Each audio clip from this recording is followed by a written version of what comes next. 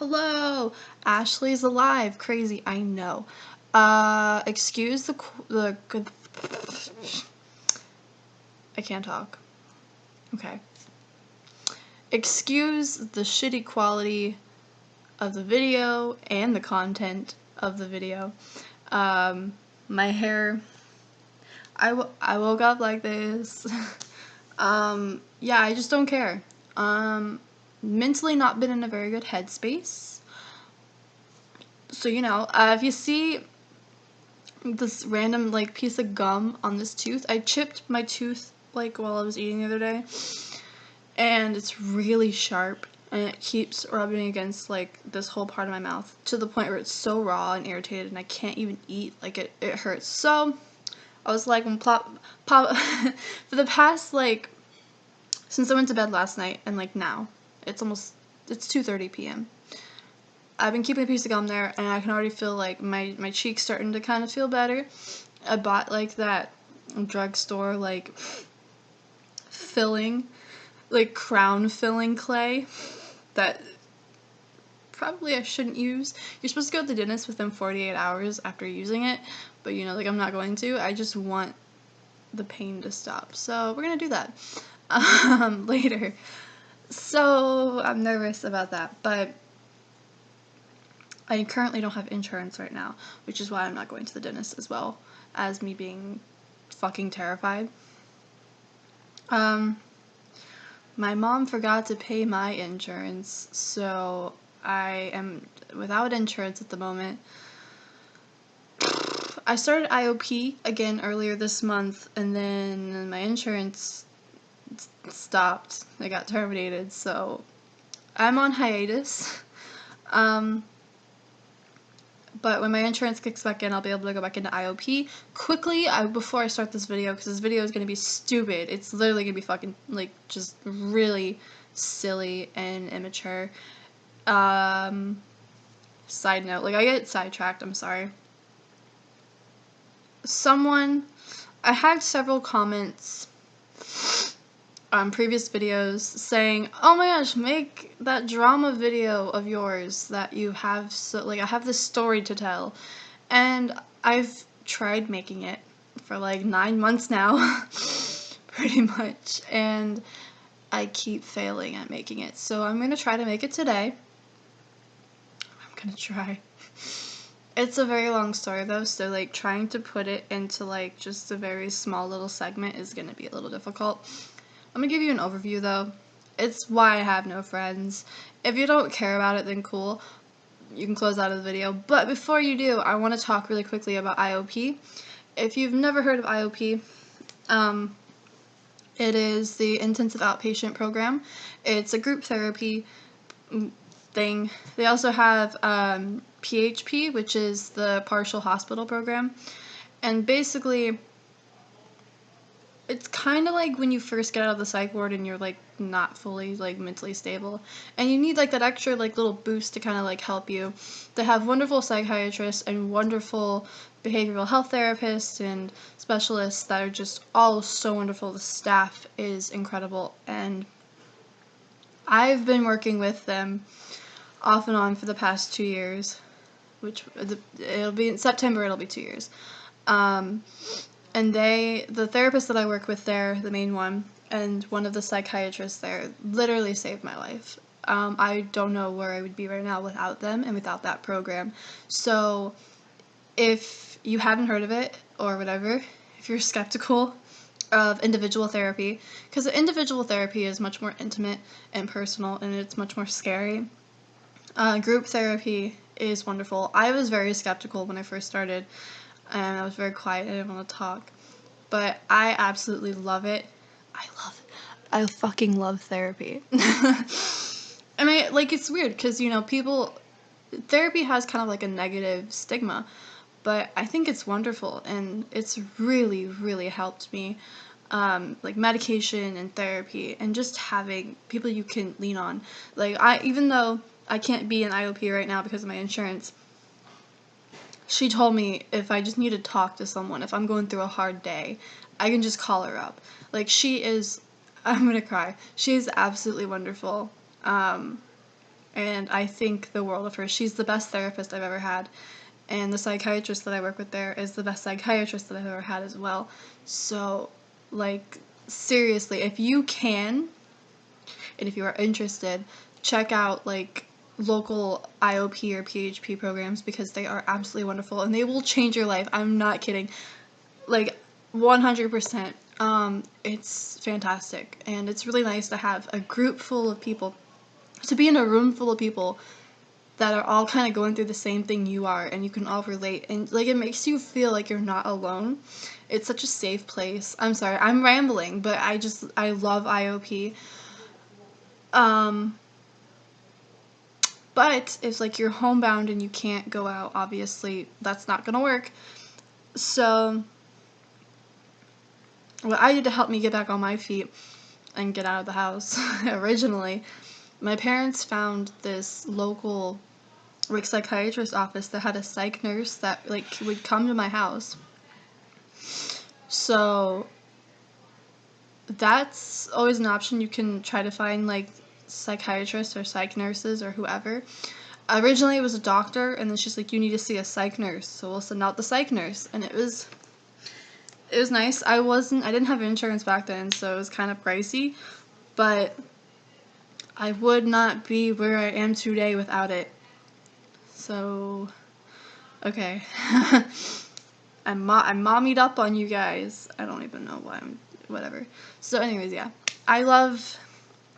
I think psychiatrists and therapists and anyone in that profession, I think they're all wonderful, and that's why I want to get into behavioral health, because I'm so passionate about it, and I'm so passionate about helping people, as you know, with this YouTube channel. Which is funny, because this video is not going to fucking help anyone. I mean, the rest of this video. But, okay, yeah, that's all. Therapy's great. And whoever says otherwise, you haven't truly given it a shot, I feel. I mean, and there are people that don't like therapy, and I get that. It's too, I don't know the word, but personally I love it, and I know a lot of other people that do as well, so just give it a try. Okay, so this is the story of why I don't even want to tell it now. Like, I just want to keep talking about how wonderful getting help is, instead of bringing this video into a negative, like, undertone. Basically, I have no friends. What? Ashley, you have no friends? I have no fucking friends, except my online friends, who are wonderful, and I will always speak very highly of them because I love them a lot. I love my online friends, but they don't live here, so this is a story of how Ashley lost all her friends and her job. Well, I quit my job because I lost my friends. Okay, here we go. So, long story short, because it's a very long story. I wrote down fake names, so I can't get in trouble for talking about this. Ow, fuck, there's something in my eye. One of the people on this list is subscribed to me, and the other person I know watches some of my videos sometimes, so enjoy. Enjoy me talking shit about you. First of all, just wanted to say that Publix is incredibly toxic, and everyone there is incredibly toxic, and I fucking hate everyone there. And that's a really bold statement, but, like, I don't care anymore. Everyone at Publix is super fake, and they ruined my life, and honestly caused me so much depression and anxiety. And this video is gonna be really hard for me to talk about. I'm already 9 minutes into this shit too. I'm sorry. Unsubscribe now. Like, I have massive trust issues with anybody now because of what the people at Publix did to me. Like, I've been suicidal since, like, January. I mean, I've been suicidal for years, but you know what I mean. Like, it has amplified a lot because of what has happened. So, there was a girl. These are not real names.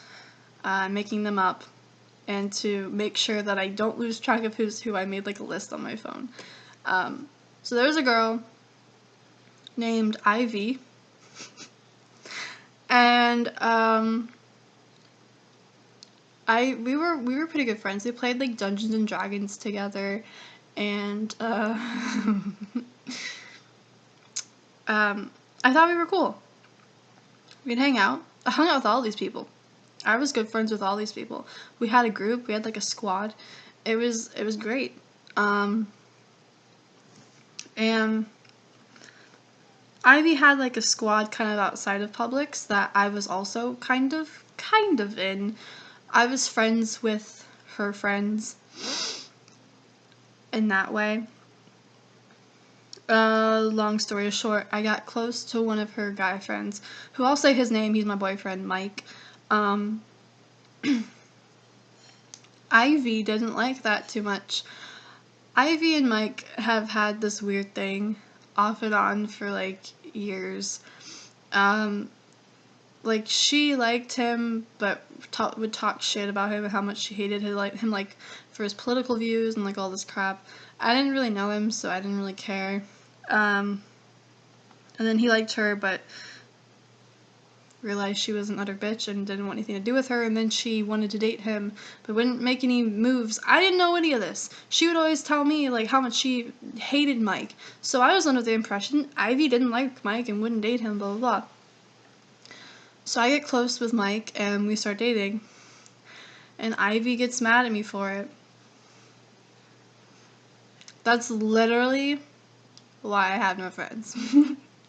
Long story short, no, really, like, Ivy started calling up all of, like, our mutual friends and, like, venting to them basically how terrible I was because I, like, took her man away. And I even told Ivy several times, I was like, hey, I will break up with Mike. I will break up with Mike. Like, our friendship's more important to me. Like, I've known you longer. I care about you more. I tried to talk to her. She wouldn't bag for me at work, and they were, like, letting her, and it was just really annoying. If Mike would come visit me on my breaks, she would walk out of the break room, like, crying, and it was just, I didn't understand what I did wrong, and I tried to make it right, and I feel like I tried too hard to make it right, but she was, like, acting like a child. Like, it was really irritating, and I couldn't tell my side of the story to really anyone because she already had, like, everyone on her side, even though, like, I knew people were still my friends, but they treated me differently. Like, I was really good friends with this girl named Harley and Taylor and Marina. That's not their real names, but that's how I can remember them. And they started treating me differently. Harley ended up in the hospital for something that I still don't know in December. I kept trying to check up on her, and then she just kind of ghosted me. She admitted that, like, Ivy admitted to me that she would call up Harley randomly and be like, oh my gosh, like, blah, blah, blah, and try to get her to feel bad for her, and other friends who I don't have names for, so I'm not gonna try to think of things on the spot. But, yeah, not cool. So, as you may or may not know, back in December, my uncle died. I had to take off, like, a week of work from Publix. I got suspended for, like, 2 weeks. I got really bad laryngitis.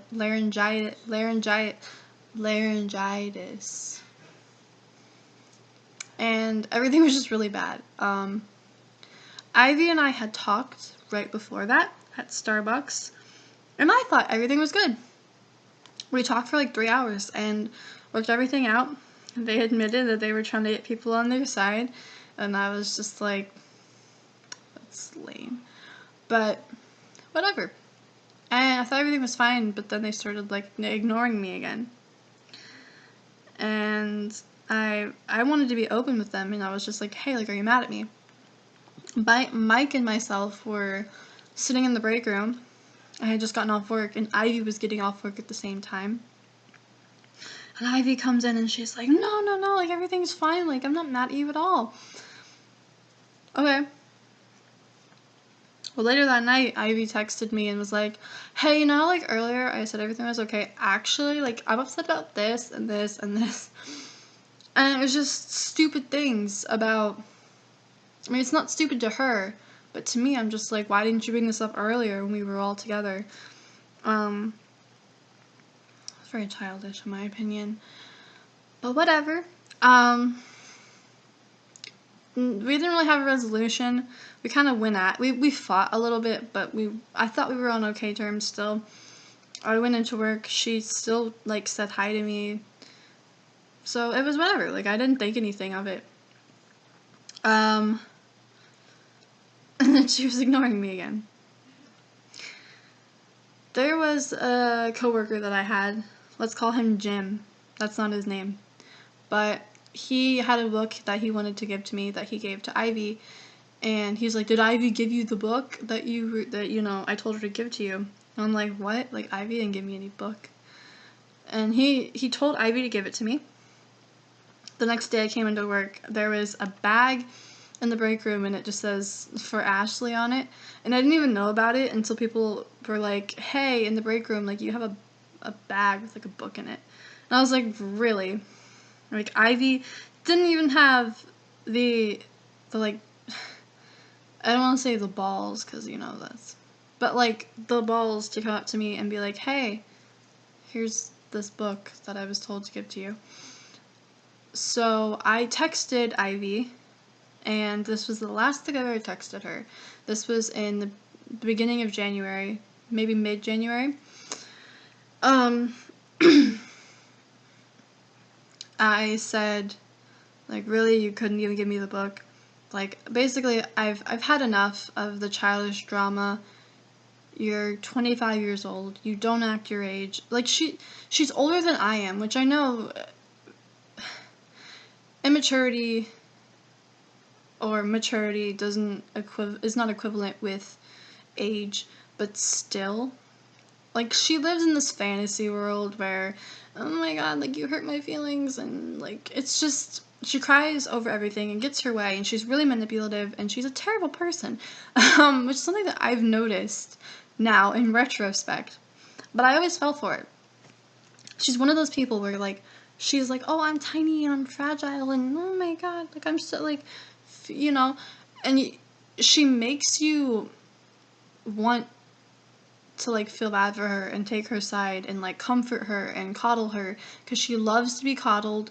She never wants to do anything herself, and, like, it's not even talking shit, this is just straight facts.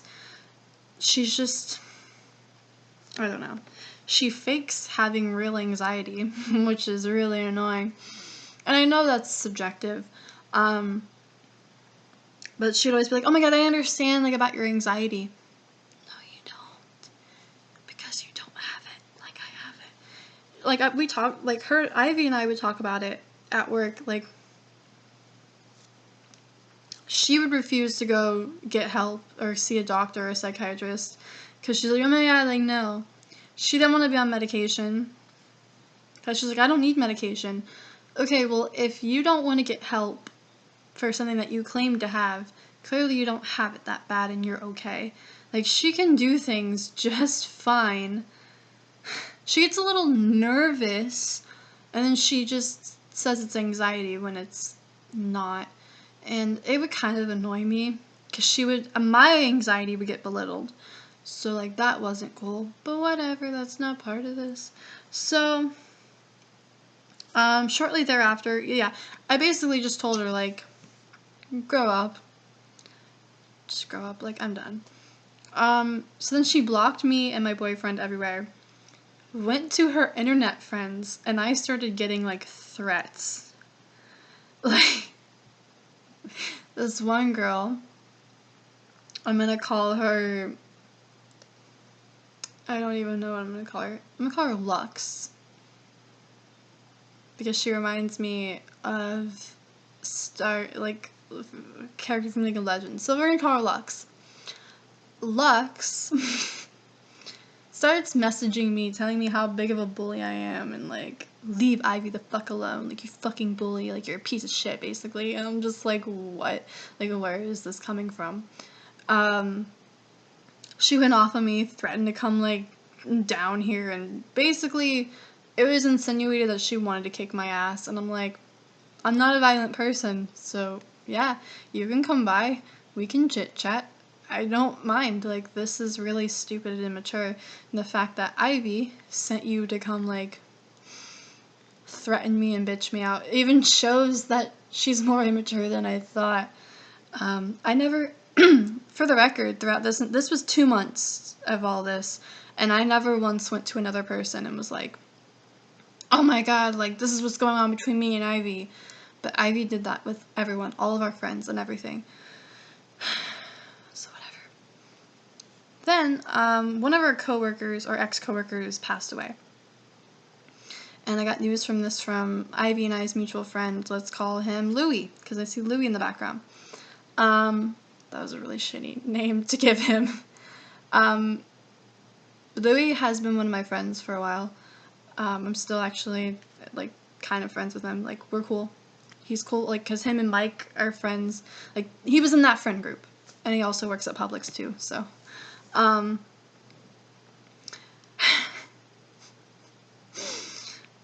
He told me one night, we were at a bar, and he said, hey, like, ex-coworker died.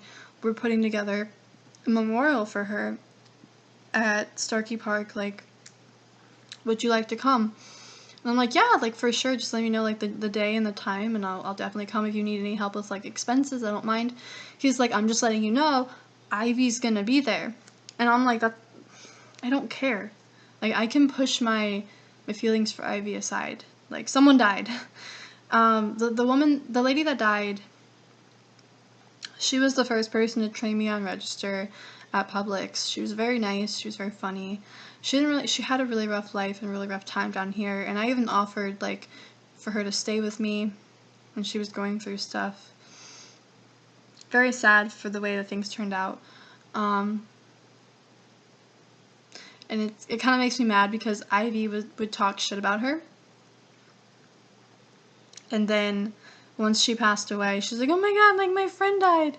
And I'm like, you weren't even friends with her. Like, you're just doing this for, like, clout. You're just doing this for attention. But anyways, you want your Instagram followers to feel sorry for you. I still follow her on a private Instagram account, which she doesn't know about. So, hey, Ivy, wink wink, yeah, I can still see your shit. You're fucking... Anyways. I'm so petty. Honestly, I eventually plan on getting rid of all of that. I'm slowly but surely doing it. Today, I removed Harley and Taylor off of Facebook, and it was saddening, but it felt really also at the same time, like, kind of liberating. But I'll get there. So, the day of the memorial comes, and I don't get an invite. I see people on Snapchat, and they're all at the memorial, and I was like, hey, like, I messaged Taylor, and I was like, why didn't I get invited? And they're like, well, Ivy's here. I'm like, I don't care about, like, I don't care. I'm like, well, then you should come. You don't care about Ivy being here, you should come. And I'm like, I don't have a ride right now, like, no one invited me, I didn't know this was going on. And they're like, well, it's okay, it's all over now anyways. I'm like, really? Like, I didn't get to pay my respects. I feel like shit. I was super depressed that day, and I even told Taylor, I was like, I don't feel like you want to be my friend anymore. You never talk to me anymore. At this point, I had already quit Publix because of Ivy. It wasn't solely because of Ivy, but she did play a huge role in it. She was making my life fucking hell there, and I couldn't work with her. Like, it was just really bad, and I'm not going to get into the full details of everything, but whatever. So that was like the end of January, this is the beginning of February, and I expressed how, like, upset I was about the whole thing to Taylor, and how, honestly, like, I was feeling suicidal myself, and I was, like, I didn't like how, like, I got brushed off, you know? And then I also messaged Marina, and I expressed the same concern, like, why didn't I get invited? And they're like, oh, I didn't even know that you knew this was happening. I'm like, yeah, Ramos. I mean, Louis. I slipped, sorry. I didn't say the whole name, so that's fine. Invited me weeks ago. And he forgot, clearly, but, like, everyone failed to mention this. People that didn't even really know the girl are here, but yet I didn't get invited. Okay. And then I did make a comment. I was in a really bad headspace, and I do regret making this, and I told her this afterwards. I said something about how, like, the next funeral everybody will be going to would be mine, except nobody would come because no one fucking cares about me. I shouldn't have said that, and I've owned up to that. But at the time, that's how I was feeling. I was incredibly suicidal. I was incredibly depressed. I wanted to die. Like, I was like, none of these people care about me. The day after that, Taylor removed everything, all of our pictures off of Instagram, Facebook, Twitter, everything. Like, literally, just got rid of me. Marina blocked me. And I haven't heard anything from Harley, so I was like, okay, that's weird. And then my friend... I'm gonna call him... I'm trying to think of, like, a name. I'm just gonna call him Paul. That's not his name, but his name is Paul in this story. I'll get to him. He blocked me on Snapchat. I went through Harley's line at Publix. She treated me weird, and I messaged her. I'm like, what's going on? Like, why does everyone hate me? And she's like, I made the funeral or memorial all about me, apparently. I'm too depressed and I'm too suicidal, and she can't handle that. It's too much. I'm too much of a burden. I'm too much drama, or something like that. And I was like, what drama? Like, I didn't bring you in any drama. And I knew she was talking about the Ivy drama because Ivy brought her into that. I was like, I hope you know I didn't talk to you at all about this. Like, I didn't bring you into anything. If you're brought into this, I'm sorry, and that's not my fault. But she didn't care what I had to say, and she told me she didn't have time to be friends with anybody. Right. I met up with Marina at Starbucks, we worked everything out, and we cried. And that's a whole other thing. But, I saw Paul at a funeral service a couple months afterwards, and he came up to me, and he hugged me, and he acted like everything was okay. He apologized for everything that happened between me and Ivy. And I said, well, why are you apologizing? Like, you weren't a part of that. And he said, I know, but she was trying to get me on her side, and it worked, and it shouldn't have, and I'm sorry. And then he re-added me and then removed me a couple days later. So, bye, Paul. Since then, Harley has blocked me on Snapchat, which I removed her today on Facebook. I messaged Taylor about a month ago, and he said, like, hey, this is really just... I wrote like a goodbye message, just stating, like, hey, like, I'm letting you know that I'm going to remove you. You probably don't care, but I need to move on with my life. This has been really emotionally draining, and it still is, and I just can't deal with it. So, like, I wish you the best. I'm sorry for whatever I did to make you hate me. She screenshot it, showed all the girls, and I just blocked her. I was like, I don't want any more of this drama. Then I met up with a mutual friend of ours, and she was like, yeah, Taylor was talking shit about you to everyone, and, like, basically the reason why everyone hates me is over the funeral service, which that makes no sense, because I didn't do anything. I wasn't even there. Like, I expressed to 2 people how upset I was. Like, Harley didn't even know about any of that, so why was that a thing? I don't know, but the drama, I guess, it's not continued, I'm not over it because it's deeply hurt my feelings. Like, I lost every single friend I had there. Except Louie. It wasn't like, like all my friends that were girls that we'd hang out with all the time. And I'm still friends with like Marina on Snapchat and this other girl on Snapchat. And most of the others have removed me. But I still see the stuff. And it breaks my heart. And I know it shouldn't because they were all fake.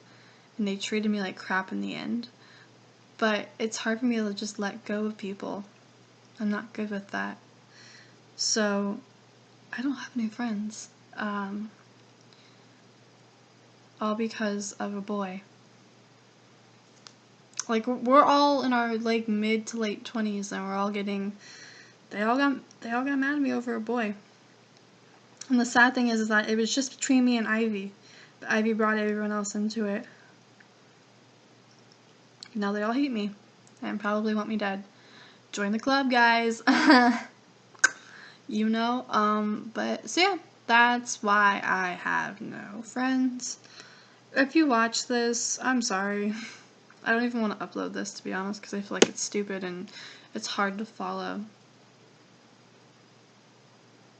But it's something that I've always wanted to get off my chest. I just never did.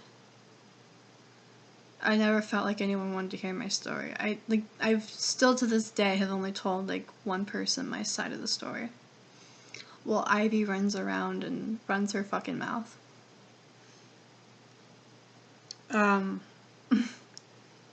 So, yeah. It is what it is. I know that Harley was lying to me about not having time to be friends with anybody because she still hangs out with our group of friends. Apparently they have lots of nights that they hang out together almost every night. And they're happy without me. And that it hurts. Like, it really hurts when you build these, like, friendships with people and you think that they're your best friends and you're super close and then they just all, like, backstab you. It's, it really hurts. And I'm not gonna lie, because, like, to them, like, Harley was like, you joke about suicide all the time and it's not fucking funny, like, suicide isn't funny. And I'm like, I never said it was funny, it's how I cope. Like, death, am I right? Like, that's how I cope with my suicidal thoughts. I'm sorry that you don't understand. I don't expect you to, but it's just, that's how I get by. But also having friends made me less suicidal. It made me less depressed, and it made me happy, actually, having friends and having people I could hang out with. Distraction is the best coping mechanism that I know. And I don't have that anymore. So, it's rough. It is really rough. I know it sounds silly. But, yeah, don't trust anybody. That's what I've learned. I refuse to let myself get close to anybody anymore. Just because I don't trust anybody. I know everybody is out to get me. And that's a sad way of looking at life, but it's just true. So yeah, I don't know when I'm gonna upload this video. I don't even know if I really want to. Because what good is gonna come out of this, you know? But anyways, I hope you're all doing well. And yeah, I'll see you soon.